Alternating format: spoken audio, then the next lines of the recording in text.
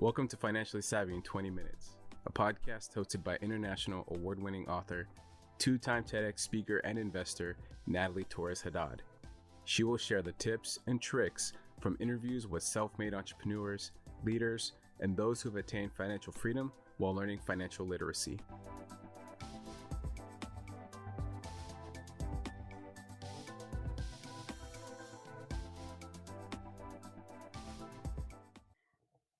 Hello. Welcome to Financially Savvy in 20 Minutes. And end of the year, we have a few months left, and a lot of people have that constant question in their mind of what's next, right? We're in times of uncertainty.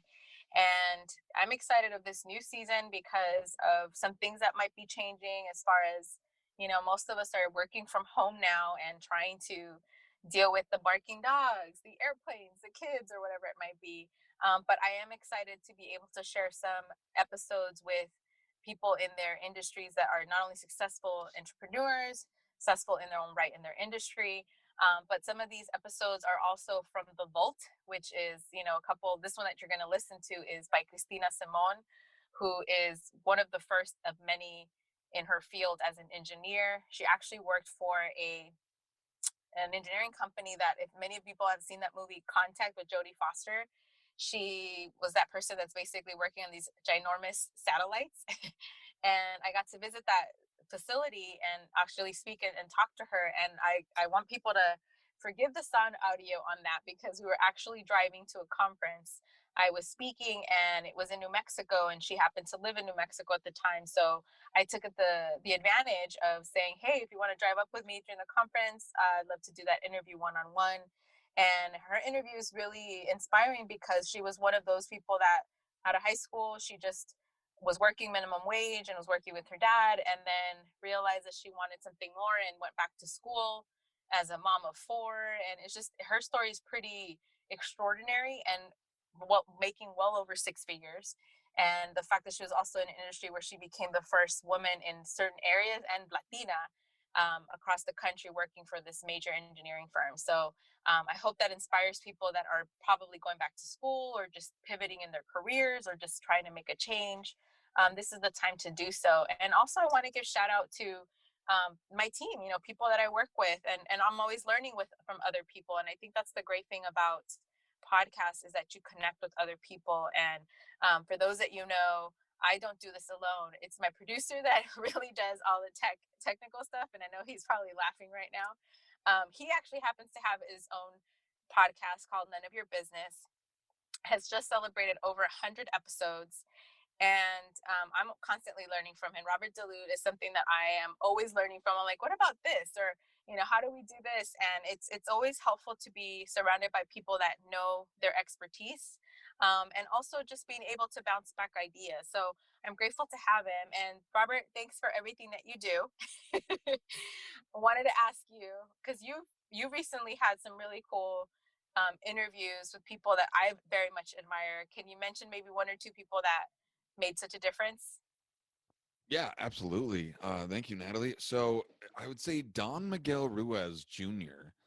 Interviewing him for me was like a full circle moment. My mentor, kind of like my life mentor, he introduced me to the Toltec Family Traditions books, and Don Miguel Ruiz Jr. is one of the authors in there. And when the just the mastery of love and self-love, and having my mentor bring it up, and then having the conversation with him, with Don Miguel Ruiz, the same conversation that my mentor brought to me, was a pretty cool moment for me. I bet. I mean, that's such an iconic person, and obviously the thousands of lives he's touched. And I think that's the coolest thing about podcasting, right? Is that you have that opportunity to meet people that, probably have transformed our lives. And I know you had Evan Carmichael. There's just so many people, and I feel lucky enough that I'm always like learning from you as well. And what happens too, I see that people can connect not just through podcasts, and this is such a good opportunity for people to do that. And we'll actually have a special episode. We'll talk about the ups and downs of starting a podcast. So I just wanted to make sure I introduce Robert, because I think that's something a lot of people are contemplating, whether to keep doing podcasting or starting one. and this could be a good opportunity for those to keep moving forward with it. And we're actually going to be trying out a few things differently this season. I have some new co-hosts as well, and trying out a few different languages. I think that's the coolest thing about being able to throw in not just financial literacy terms, but few words that sometimes we take for granted. Robert, you and I laugh because we were talking about like, what's the word that we all need to know in Spanish is dinero, which is what? Money. Exactly. So, those little words that it doesn't matter where you are, especially if you're on vacation or going, traveling or working with someone else that might learn another language. I mean, money is a universal word that we all should know, and dinero is definitely it. So for those of you, stay tuned. This next episode is a part of our vault, and we have it in Spanish as well. But if you have any comments or any questions or people you'd like me to interview, please let me know, because this is a way for make sure that I connect you to the people that you want to listen to. And that's probably one of the coolest things about this privilege of being able to have this platform, is not only being able to connect people that I know that are successful, self-made, they're millionaires, they're people that have been in business for decades. That's something I pride myself is the content that we create. We do it in a short period of time because sometimes that's all we have. So thank you so much for being a part of this and sticking around to our 4th season, which I'm excited. And someday I'll get to say I have over 100 like you, Robert. We'll get there. We'll get there. Absolutely. And excuse the tone. There was a few airplanes that passed by, but this is what it is to be a podcaster. You do what you can when you can. So, I'm looking forward to letting you guys know that 2020 is still going to be a good year, and I'm hoping you all stay as positive as I am. So have fun, be fabulous, and frugal.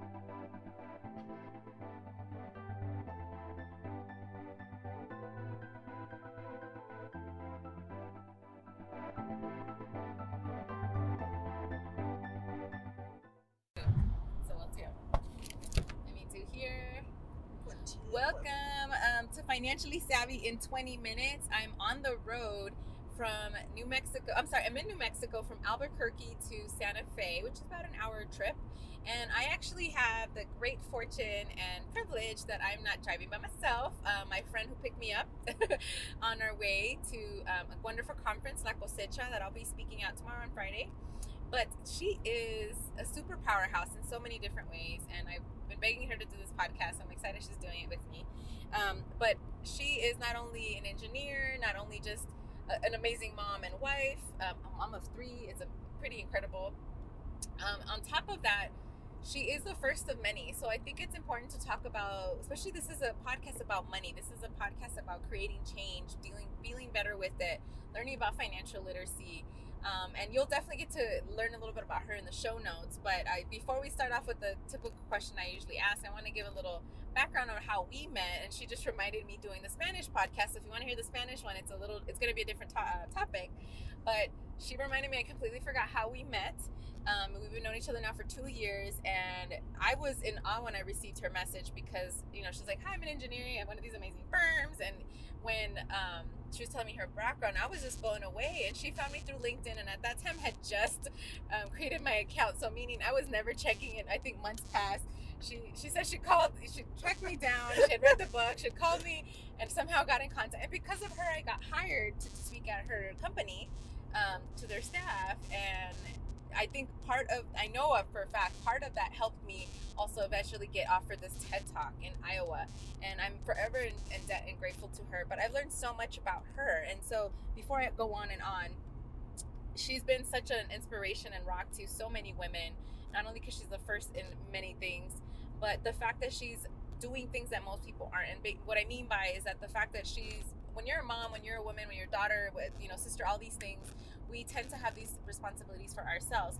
But she started off in Iowa and recently took this amazing dream job in New Mexico. That's why she's here. And she's doing the commuter, having her family there, and they're moving here soon. But I know a lot of women tend to be away from that. And Cristina, if you can tell us, can you maybe start off with, 1, what made you follow your dream and your goal? And then 2, maybe some advice for people, and women too, particularly, that are thinking about career change and maybe getting this offer somewhere out of state or out of country and are afraid to do so. What helped you? So 1, why you decided to go for your goal, and then 2, some advice. Okay, so one of them is I had this opportunity, and the opportunity of this new project to contribute back to Chihuahua, Mexico, where I'm from. And so, first of all, I listened to my heart, and my heart was telling me to go for it.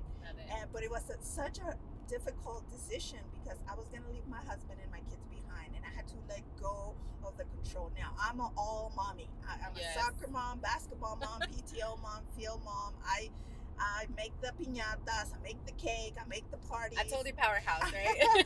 I'm all involved. I'm all about mom because I enjoy it. Like in life, we have different stages, right? And I enjoy it thoroughly. The lady that never wanted to have kids, I wanted to travel. I wanted to. Girls, young women, it's okay. We all go through that phase. I wanted to have a career, but now I'm enjoying being a mom. So it was a very hard time and difficult time and decision to make. And I think the hardest is letting go of that, right? Not having total control. So I had to let go of that, of letting go of the control of being there for my kids, of missing some things. And my husband, my husband is great and he's so supportive. But if you don't have a husband, you don't have that support system. It doesn't really have to be family, but family comes in all shapes, all sizes, all colors. And I'm just so blessed to have so many people around me, around us that are just so helpful and so supportive. So I think that's key, having a support system. I love that. And it's also okay. Like I cried and I still cry to be away from my kids. Yeah. It is. We had many conversations over the phone crying, like, what am I doing? I call her for advice too. I'm like at the airport crying, like, I don't know if I can travel anymore. And those are the privileges we have too. But there's also, it's very difficult sometimes when you have to leave home and not be where you want to be as well. But it's work, right? Yeah, it is. And I think the most important thing is follow your heart, right? And I mean, there was a time when, people are like, why are you doing this? You're going to leave your husband and your kids, especially in our culture, right? Oh, or Latina culture. Like as a wife, like I remember thinking if my husband got this opportunity, I mean, right away, without totally be like, babe, you do it. I'm your cheerleader. Yeah. I'm your number one fan. And sometimes I think it's hard for us to be okay with following our dream. And I think that's very important. I have a daughter and I want to inspire her, and I want to, and like you told me one time too, we are our greatest grandma's dream come true, right? Oh, absolutely. I usually, exactly, it's like we are ancestors' wildest dream come true, and it's so true. Her story, and I think you're right. That's exactly what it is, and you're doing that example for your daughter and your future grandkids, right? But it's hard. But and you have to follow your heart, and you have to believe and let go. And I think when you do that, things come into place that you feel the love and you feel like, I'm doing, this is what I'm supposed to be doing. And it's so important to follow your heart. Sometimes it's so hard to do that, especially as a mom, as a Latina, because we want to be a good mom. We want to be a good daughter. We want to be there for our husbands. We want to be there, this and that. But sometimes we don't have time for ourselves, right? And we're guilty of that. And feeling, and I always tell people, when you have children, right there and then, you have this guilt. Right on top of it. You feel guilty for not being there. You feel guilty for this. You feel guilty that they're sick and you're not there.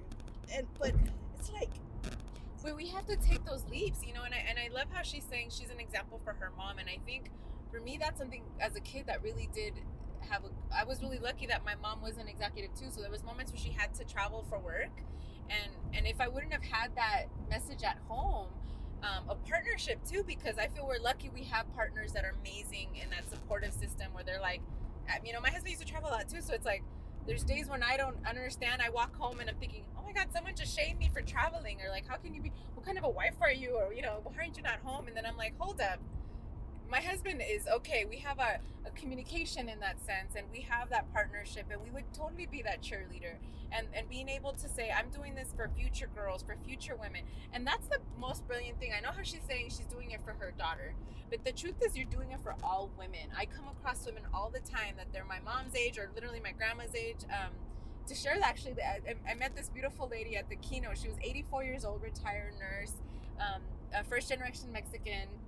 And she went through this whole story. She actually stopped me at the end. She's like, do you mind if I tell you a quick story? And I said, of course. I love listening to elders because they have so much wisdom. And she told me, she goes, I was the daughter of four boys, and she's the youngest daughter. And her mom died when she was 16. And her father basically had her stay home to take care of the sons, basically, because she became a mom at a young age. And she goes, they got to get all the money to go to school, and I didn't get to go to college. And she goes, eventually I worked full time. 20 years later, after she was already married, had some kids, she decided to put herself through school you know, 5-6 years later, then she became a nurse, a registered nurse for 20 something years. And she goes, now she's like, now I have a nice fund for my my grandkids when they want to go to college, the girls, they have money for that.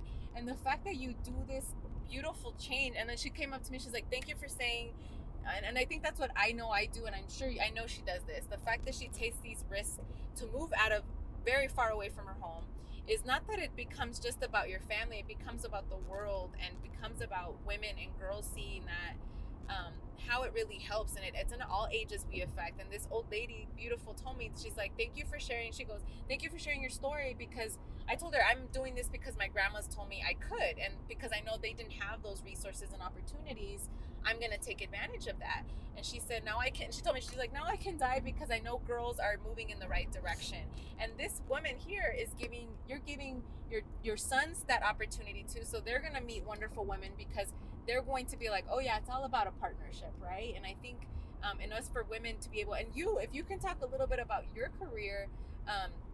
I know I start off this podcast usually asking that question. What was the first time you got paid, either as a check or cash, that made you think differently about exchanging that? And then maybe even talk a little further how in your career you were one of very few, not only women of color, it's just one of your backstory. So yeah, tell us a little bit about that. So one of the times is when I left my job working with my dad as in the installation, putting insulation, and I came home and it was all itchy and scratchy. I said, First of all, kudos to your dad at taking you to work. I love dads that did that. My dad would take me to go fix plumbing. Yeah, you learned a lot. Yeah, and I came home like, Dad, I don't want to do this. So I went back to school. I went for a 2-year degree, Awesome. Electrical engineering, electronics. So I went and I was a electrical engineering lab. So I worked in the lab and I got my paycheck. And it was like, oh, my first paycheck. I'm not working outside with the insulation. And it wasn't just about the money, but the significance of it. And what it meant to be here where I was before and now. And I think it just gave me a little peek into what I could do. Like, well, if I could do this, then what? So then that took me to another leap, which was going back to school to get my electrical engineer, my bachelor's. And that just opened up more opportunities. So I got my electrical engineering degree. I met my husband. I started my family. I graduated with my son, and I was 7 months pregnant when I finally graduated. Hey, super moms, you heard that. So if you're feeling guilty about putting yourself through school, no, she did it. You could do it. That's awesome. And I remember coming home, and I told my husband, I can't do this. Electrical engineering is super hard. He's like, nope, you gotta do it. You gotta do it. And so I would take one class at a time. It took me longer. Finally, I did. Awesome. I graduated. I had this amazing job, and then I was like, I want to do my master's. That was the next thing, because I think after a while, it's like, well, why not? I did this. Why? It just pushes you a little bit. Yes. It pushes and a it little is bit. That step in the step, yes. Right? And it gives you a little bit like, well, I'm going to push myself a little bit more. And I think it's very important to just kind of push yourself, even though we don't like change. We don't like, new things. The unknown. I'm always freaked out about the unknown. I'm like, oh God, how am I going to do this? And it feels good and cozy. I'm here. I'm good here. Comfort. Yes. But it's important. So I got my master's after having 3 kids. I walked the stage because I wanted my kids to see me. My husband was like, well, they can know your certificate. I was like, nope. I earned that walk. Yeah, I want to walk. I'm going to wear my high heels. I want my kids to see me. And that has opened up so many opportunities. This dream job that I took the opportunity, it just opens up so many doors that I wouldn't be able to have before. I have to say, so the fact that she walked that stage, for women in engineering, it's such a small percentage.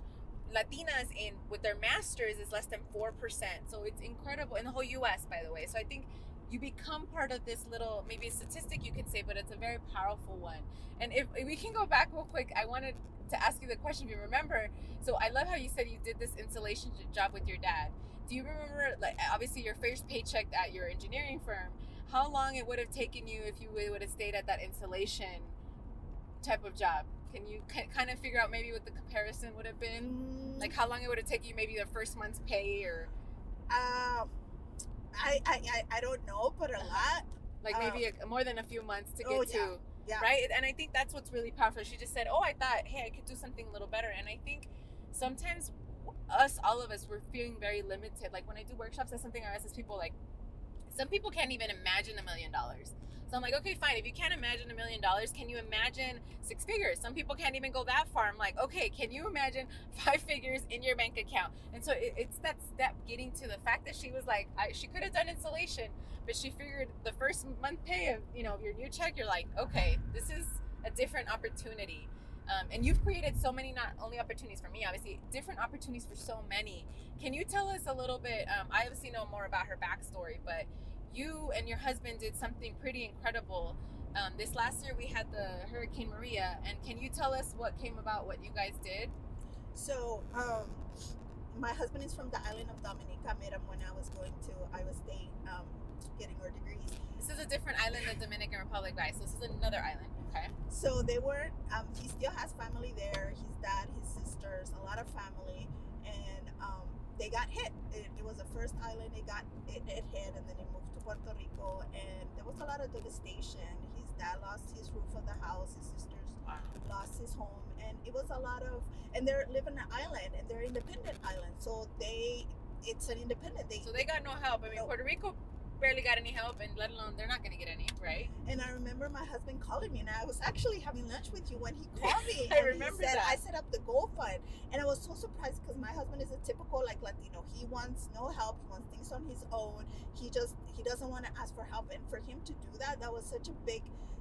You put away your ego, and I love that. It's a great example. And so he set that up. We also had a great friend, Rama, from the community. We had just kind of met him through other an amazing leader in his. I'm gonna have to do an interview with him. Yes, he's done amazing stuff. He has, and he just said, I'm gonna give you the contact of the newspaper. So my husband had an article on the Cedar Rapids Gazette newspaper. He was featured. We did a food drive. Wow. My kids did a food drive. My work did a food drive, and we got so much food.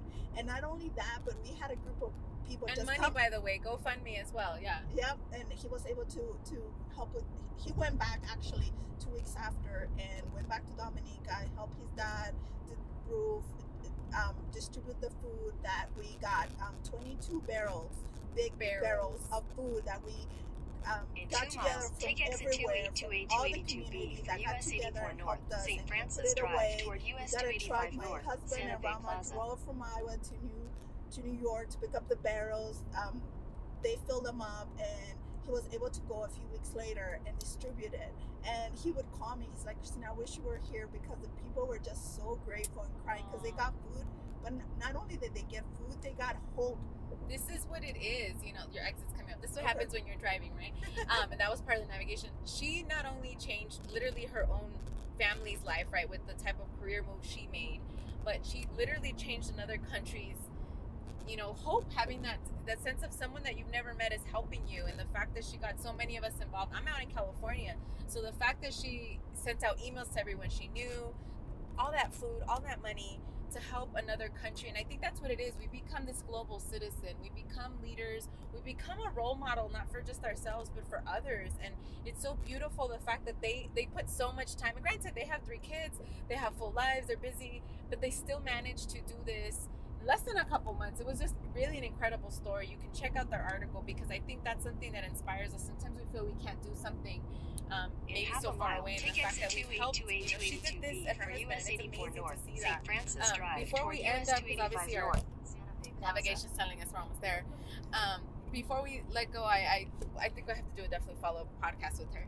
But can you tell us maybe one of your favorite books or podcasts that have helped you your mindset about money, and then maybe one tip for someone that's thinking of moving across the country or whatever for their career job or for their dream job?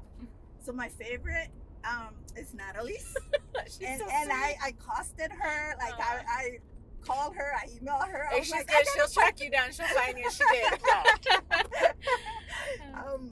And so she's amazing and so inspiring to me, and I'm just so privileged and continue just for 3 miles that I have met her, that we have continued to be in contact with each other, and she inspires me, and I'm just so happy and blessed that she has come into my life, and that we are taking this road trip right now. Did I miss No, you're good. You're gonna stay on for 3 more miles.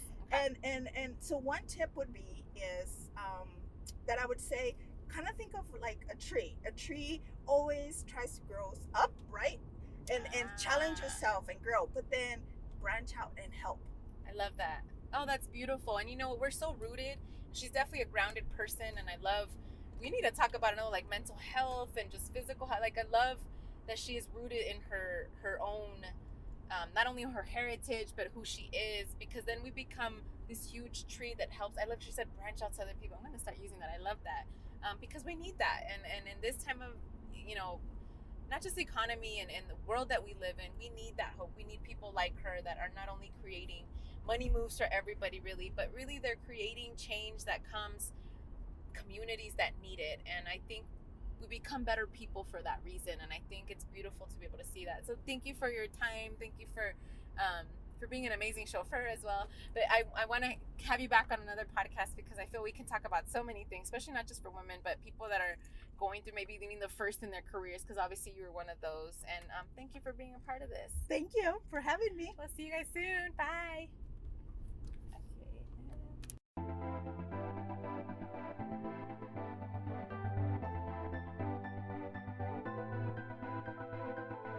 To learn more about the podcast, check out Financially Savvy in 20minutes.com. For more interviews, make sure you look up Financially Savvy in 20 Minutes on YouTube and Instagram TV. To hire the Trailblazer, as Forbes featured her the financial and mental health advocate for your next workshop or speaking engagement, follow Natalie at Financially Savvy Latina on all social platforms. All it takes is 20 minutes daily to become financially savvy. Music by Nikki and produced by Robert DeLude.